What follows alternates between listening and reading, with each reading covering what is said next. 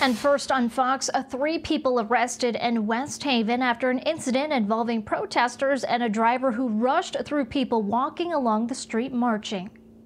What the are you doing? This is video of the incident sent exclusively to Fox 61, where we see a car driving through protesters, sparking the entire scene that led to arrest. Fox 61's Brian Didlake is live in West Haven with the breakdown. Brian?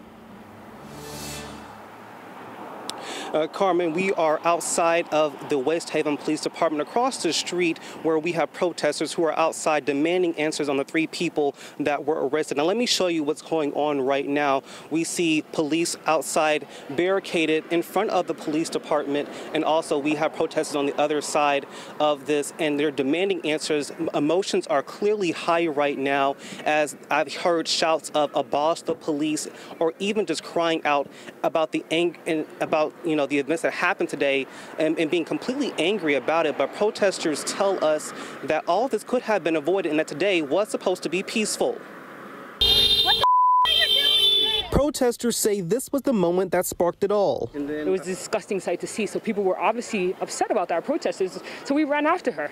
They ran after her to, acknowledge that what she did was not right. And that's when a whole scene broke out. 2 cars drove through protesters marching through West Haven. The first car broke through without incident. And the first car who tried to run through us was screaming, "F you, all lives matter," with a bunch of children in the back of the car. This is the scene moments after the car with a woman inside who was seen driving through the crowd. If we hadn't noticed her and moved out of the way, like so many of us were in danger of being hit. I have no doubt that she wouldn't have slowed down. In this video, we see the woman behind the wheel talking with officers.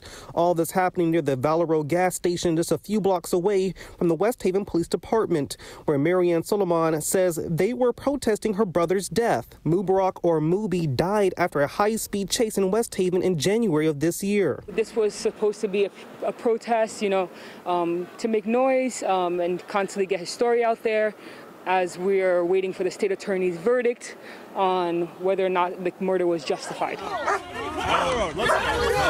According to protesters, the woman was released before being swarmed with officers and dogs.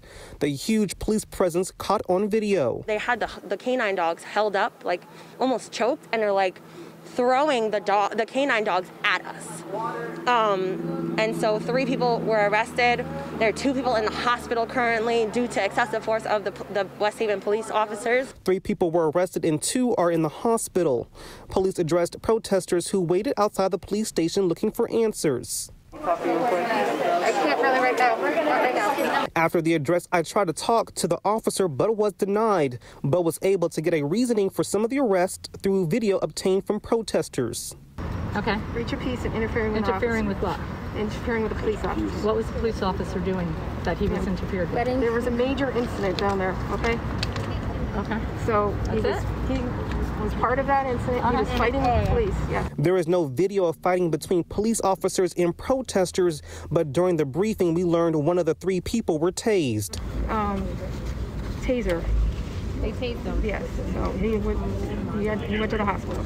And he's going to be released? No, he's on a $10,000 bond. It's frustrating to see that the system, you think the system is moving, you think it's shifting, and then this happens. And you're like, is there ever going to be a change? Is there, will they understand our cries?